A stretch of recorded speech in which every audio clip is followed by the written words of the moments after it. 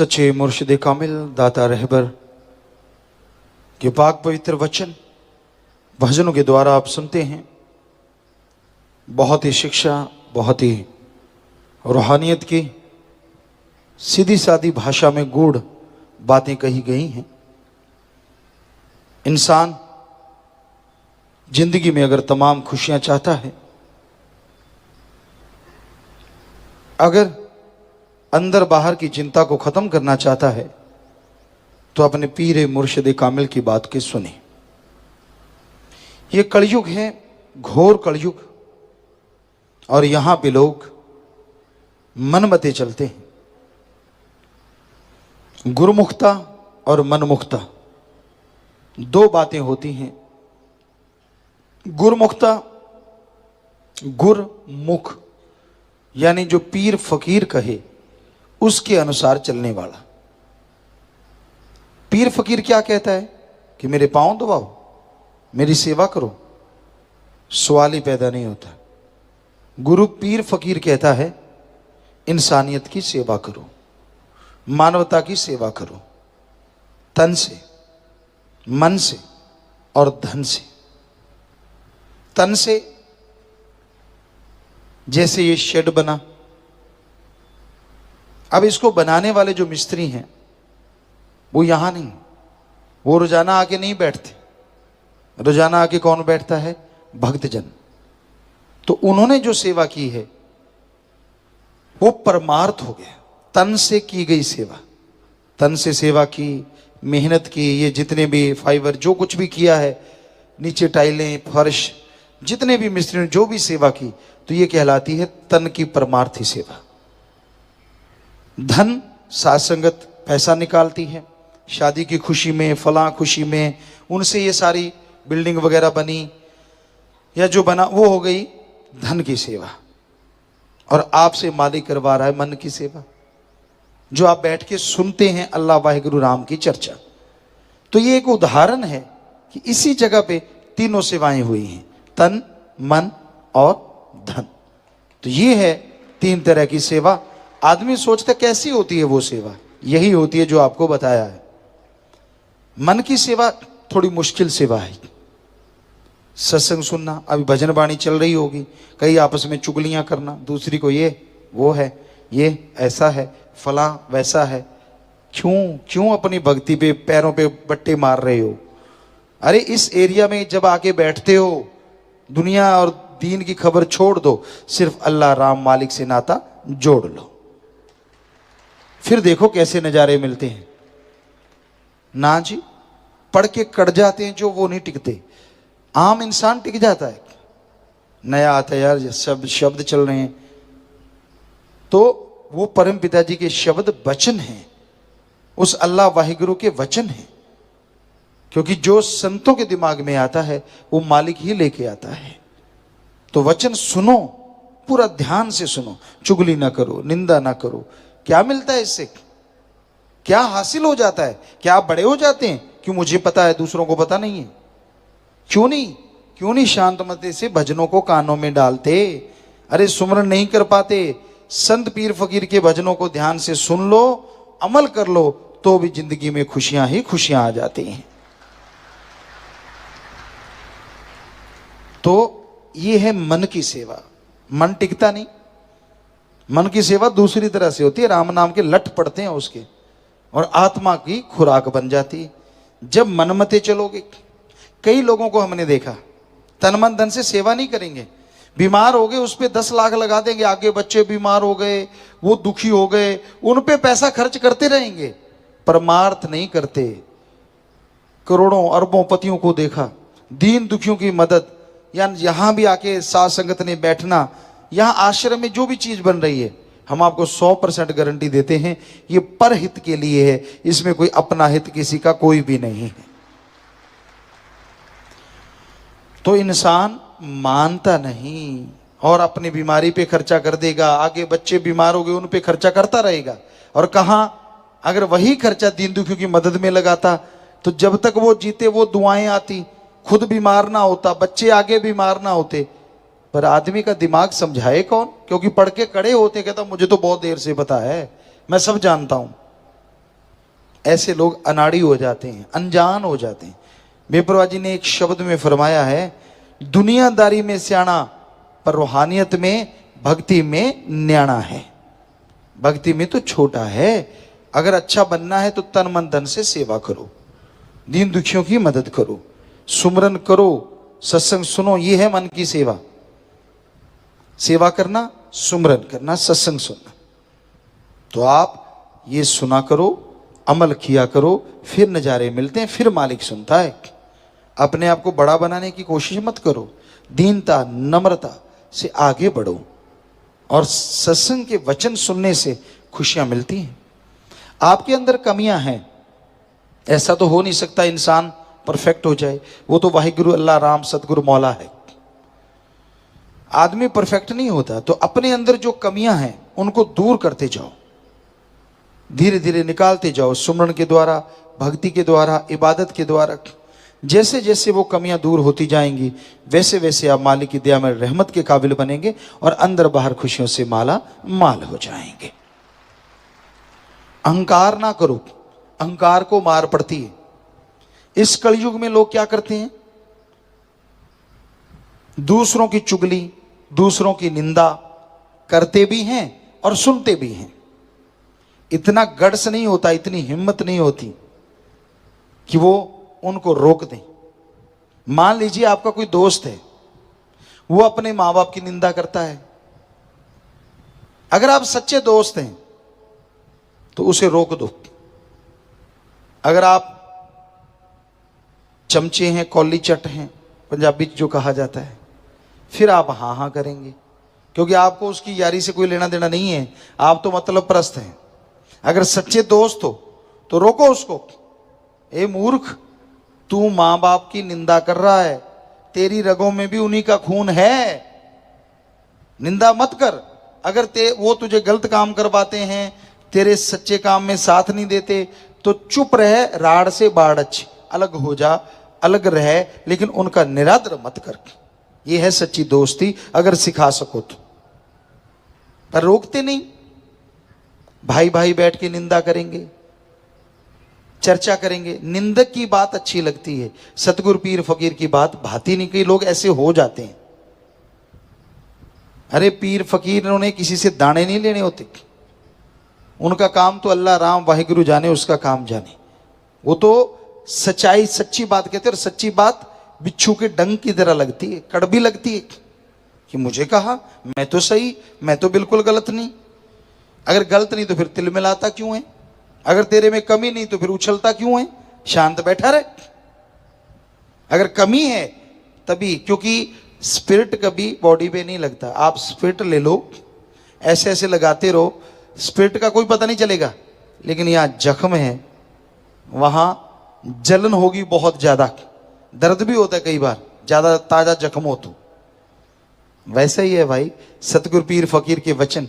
अगर आप में कमियां हैं तो वो वचन स्पिरिट की तरह वहां लगेंगे और आप तिल मिलाओगे, तो उसको दूर कर लो, क्योंकि स्पिरिट जख्म को ठीक करता है, खराब नहीं करता। वही बात है कि आप भी संतों के वचन सुनो, और आपको लगता है कि आपको कह रहे हैं तो आपको ही कह रहे होंगे अगर आप में कमी है तो, और उन कमियों को दूर कर डालो। तो निंदा चुगली ना तो सुनो, चाहे वो आपका यार दोस्त, माँ बाप, बहन भाई, कोई भी हो। अगर वो करता चुप करवा दो, फिर हैं आप सच्चे भगत। बातों की खाने वाले तो बहुत हैं दुनिया में। चुप करवा दो, चुप भाई। अपना भाई भाई, बहन भाई का, बाप बेटे का रिश्ता है, अपनी जगह है, पर अल्लाह राम की निंदा मत करो। अगर ना हटे तो उठ के आ जाओ, साइड हो जाओ, फिर तो हैं आप भगत। पर अगर आप चस्के ले लेके सुनते हो और अल्लाह राम से ज्यादा आपको अपने यार दोस्त मित्र भाई बहनों पे ज्यादा यकीन है, तो फिर समझो आपका रगड़ा आने वाला है। क्योंकि जो बुरा होता है पता नहीं काल किस रूप में आ जाता है। वो आपकी बहन बन के, भाई बन के, पिता बन के, माँ बन के, बेटा बन के, बेटी बन के, किसी भी रूप में आपको गुमराह करने के लिए, आपको भगवान के रास्ते से हटाने के लिए कभी भी आ सकता है, किसी भी रूप में। तो ऐसे लोगों से सावधान रहो। पीर फकीर बुरा बोलना तो क्या, किसी का बुरा सोचते भी नहीं। और अगर किसी को गर्म में कुछ कह भी देते हैं तो कबीर जी के वचन है, संतों का क्रोध भी दाती उसके साथ ऐसा होने वाला होता है जो वचनों से कट जाता है। और दुनिया का प्यार भी घाती। दुनियादारी के लोग जो आपसे प्यार करते हैं वो हो सकता है वो घातक हो, आपसे कोई मतलब लेना हो, अपना उल्लू सीधा करना हो, तो ऐसे लोगों से सावधान रहो। तो पीर फकीर कभी बुरा सोचते नहीं, करना तो दूर की बात है। इसलिए दृढ़ यकीन रखो, सेवा सिमरण दृढ़ता से करते जाओ, क्योंकि वो आपका है। किसी के कहने से सेवा से ना रुको, किसी के कहने से सुमन करना बंद ना करो, क्योंकि उसका कुछ नहीं जाएगा और फिर आप सोना बनते बनते कहीं पित्तल ना बन जाएं। इसलिए हमेशा ध्यान रखो, सेवा सुमरण आपका पर्सनल है, उसमें से कोई हिस्सा नहीं बटा सकता। वो आपको ही मिलना है, आपकी औलाद को मिलना है, आपकी कुलों को मिलना है। इसलिए किसी की उंगली पे चढ़ के सेवा सुमरण कभी बंद ना करें, बल्कि और ज्यादा करो। जितना कोई आपको रोके ज्यादा करो, ताकि जो लिखा होता है मचदे अनुमच लेने दे। सो आप अपना सुमरण सेवा करते रहो, मालिक झोलियां भरते रहेंगे। सत्संग जलते बलते भट्ट में तड़पती हुई इंसानियत के लिए एक संजीवनी है। इंसान गमों में, दुखों में, परेशानियों में, संसार में जल बल रहे हैं। उनसे बचने का एकमात्र उपाय सत्संग में आओ, सुनो और अमल कमाओ। तो जिस तरह जलते बलते शरीर में बर्फ की ठंडक असर करती है, उससे सैकड़ों हजारों गुना ज्यादा असर सत्संग में आने से तड़पते हुए जीवों पे, तड़पती हुई जीवात्माओं पे राम नाम असर करता है। सत्संग में आने से इंसान को मालूम पड़ता है करने वाला कार्य कौन सा है और छोड़ने वाले कार्य कौन से हैं।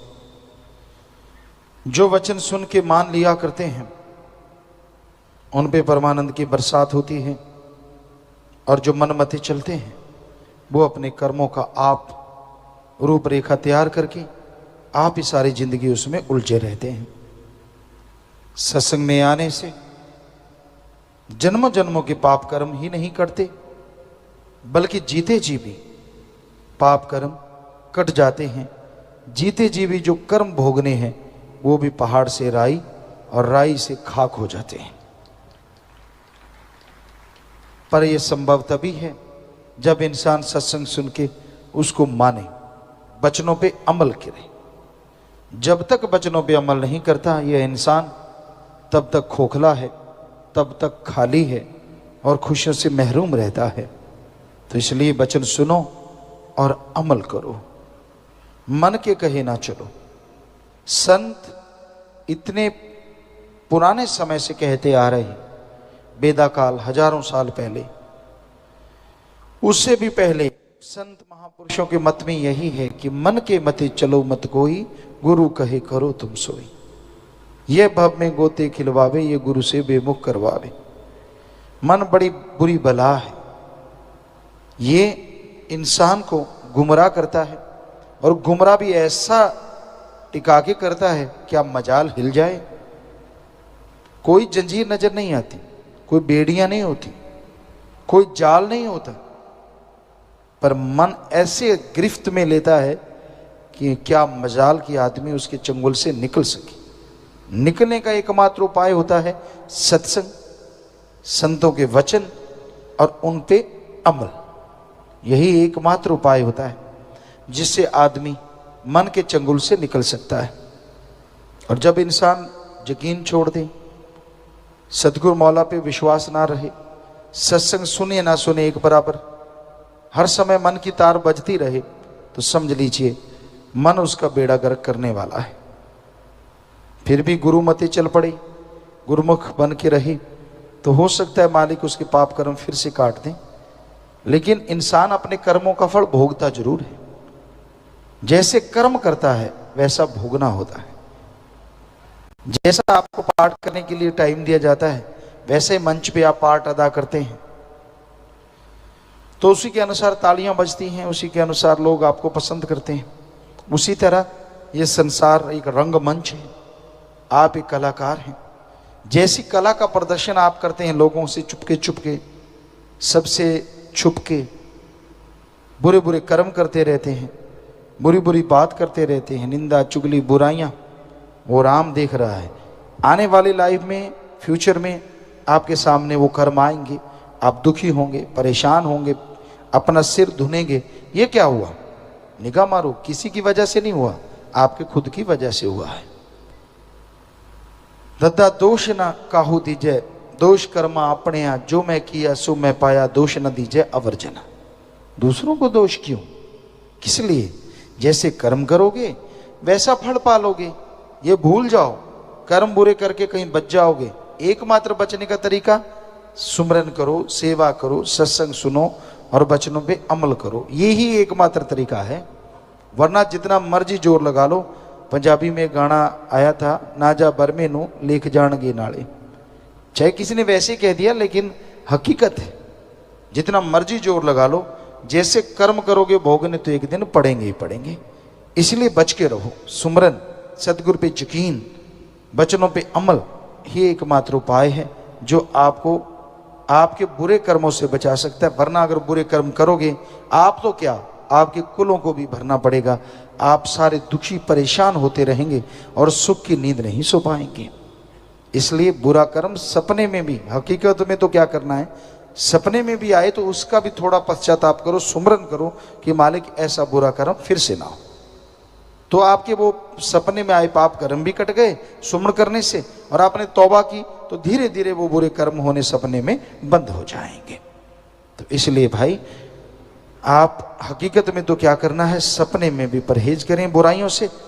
ये सत्संग में समझाया जाता है। जीव सुनते हैं, अमल करते हैं, वो अपने जीवन को जो कि अनमूल्य है, कीमती है, उसे बेशकीमती बना लेते हैं और यहाँ वहाँ दोनों जहाँ की खुशियों से हमेशा रूबरू रहते हैं, माला माल रहते हैं और उन्हें अंदर बाहर कोई कमी नहीं रहती।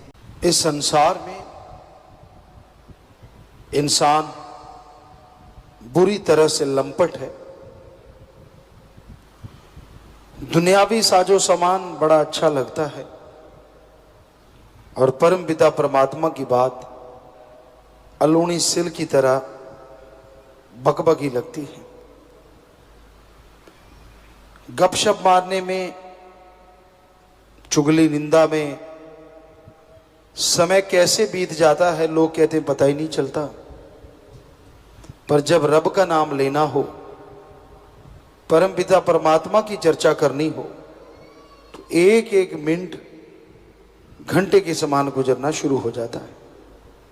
यही है कलयुग, यही है काल का समय कि इंसान मालिक को याद करना बड़ा मुश्किल समझता है और दुनियावी काम बड़ा ही आसान समझता है। जबकि जितने भी दुनियावी काम धंधे आप करते हैं, ये कर्म भूमि धरती पे यहीं करके यहीं छोड़ के चले जाना है। परमपिता परमात्मा का नाम एक ऐसा है जो इस दुनिया में भी, और जब शरीर छोड़ के आगे जाना है उस दुनिया में भी इंसान का साथ देता है।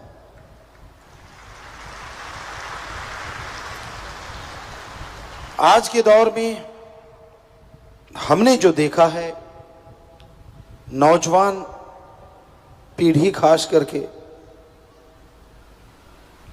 बुरी तरह से नेगेटिविटी का शिकार है। ये नहीं है कि सभी एक जैसे हैं, पॉजिटिव सोच भी लोगों के अंदर है, लेकिन ज्यादातर नौजवान नेगेटिव सोचते हैं। कोई काम करने से पहले ही उनके दिलो दिमाग में आता है मैं फेल हो जाऊंगा, मैं आगे नहीं बढ़ पाऊंगा, मेरे में हिम्मत नहीं, मैं नहीं कर सकता। तो हे नौजवानों, जब आप अपने माइंड में ऐसी नेगेटिविटी बिठा लेते हो या आपके अंदर हमेशा ऐसे विचार आते रहते हैं तो इसका सीधा साधा मतलब है आपका आत्मबल बेहद कमजोर हो गया है। और आत्मबल कमजोर होने की वजह से आप नेगेटिव पहले सोचते हैं, पॉजिटिव होने पे आपको यकीन ही नहीं रहता। अगर हो जाता है तो आपको लगता है बाय चांस हो गया। इसलिए नेगेटिविटी अपने अंदर से निकाल दो। और ये निकलेगी कैसे? कैसे होगा यह सब? आप सक्सेस होने के लिए, किसी काम में सफल होने के लिए कितना समय लगा देते हो? लगे रहते हो कि मैंने सफलता हासिल करनी है।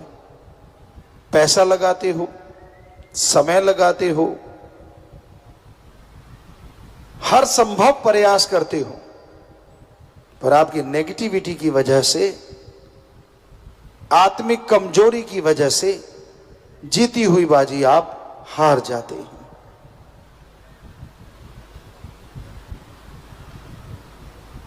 अगर आपके अंदर पॉजिटिव विचार आ जाएं, तो आप समय भी लगाने को तैयार हो जाओगे, पैसा भी देने को तैयार हो जाओगे कि कोई हमारे अंदर पॉजिटिव विचार ला दे।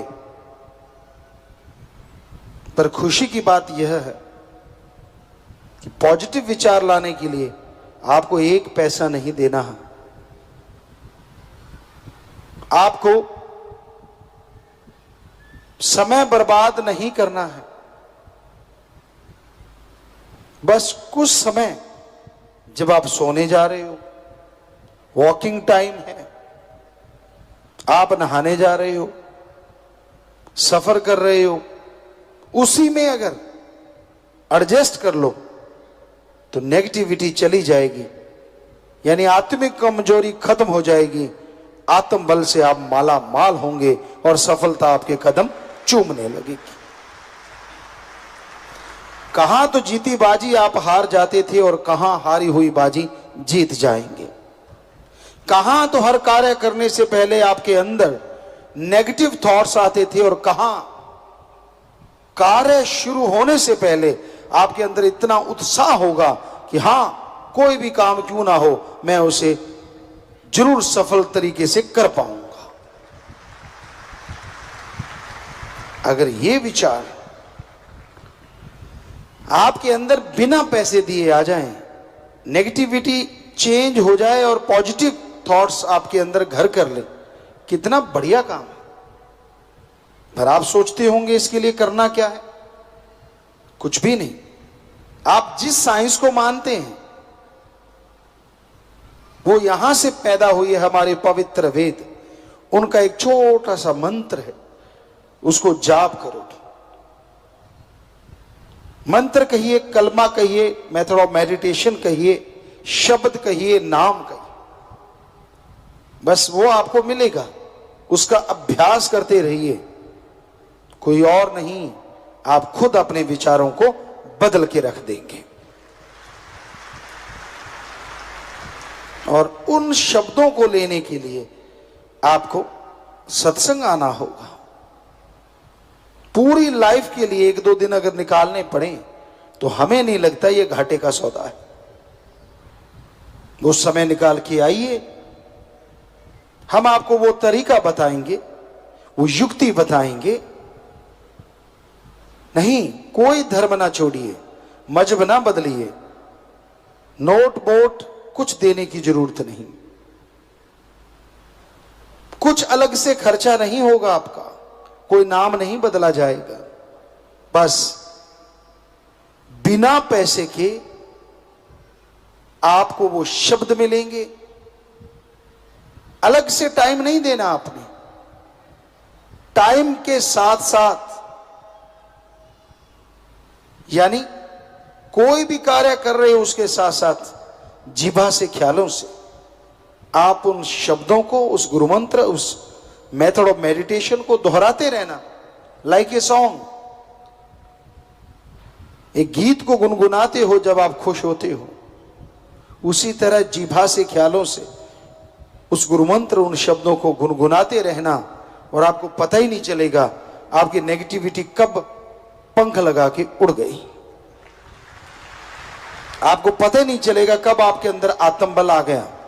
और आप जानते हैं, शायद नहीं जानते, जिनके अंदर आत्मबल होता है वो सफलता के चरम पे एक पल में पहुंच जाया करते हैं। आप कमजोर नहीं हैं, आप में दिमाग कम नहीं है। यार दोस्त आपके भ्रम डाल देते हैं, यार तू तो बुद्धू है, तेरे में दिमाग ही इतना है, तू तो ट्यूबलाइट है, तू तो फलां है, तू तो फलां है। गलत। ईश्वर ने सबको दिमाग एक जैसा दिया है। ये अलग बात है, कोई इसका ज्यादा इस्तेमाल करता है और कोई बिल्कुल न्यू लिए बैठा है। इस्तेमाल करो, इस्तेमाल करने के लिए दिया है प्रभु ने। दिमाग का जितना इस्तेमाल करोगे उतनी ही आपकी शक्ति सोचने की और बढ़ेगी, आत्मबल बढ़ेगा, और उसके सहारे आपके हर प्रॉब्लम का सॉल्यूशन आपके अंदर से आपको मिलता जाएगा। एक पैसा भी नहीं लगा और टेंशन फ्री भी हो गए। कौन नहीं चाहता ऐसा करना? यूथ हो, कोई बच्चा हो या बुजुर्ग हो, हर कोई चाहता है ऐसा करना। तो फिर शर्म किस बात की? क्या साथी ये कह देंगे, यार तू तो बाबा या किसी गुरुजी के पीछे लग गया? क्या वो साथियों ने आपका नेगेटिविटी दूर किया कभी? क्या आपके टेंशन का कोई हल है उनके पास? हर प्रॉब्लम का सॉल्यूशन है उनके पास? नहीं ना। तो फिर उनकी चिंता क्यों करते हो जो खुद अनाड़ी है, जिनको कुछ पता ही नहीं है? इसलिए लोक लाज त्याग दीजिए। अपनी जिंदगी का रास्ता सही करने के लिए, अपने आप को सफल बनाने के लिए सच्चे पीर फकीर से मिलिए, उस मंत्र, उस शब्दों का जाप कीजिए। यकीन मानो आप जरूर सफल होंगे और जिंदगी में खुशियां जरूर आएंगी।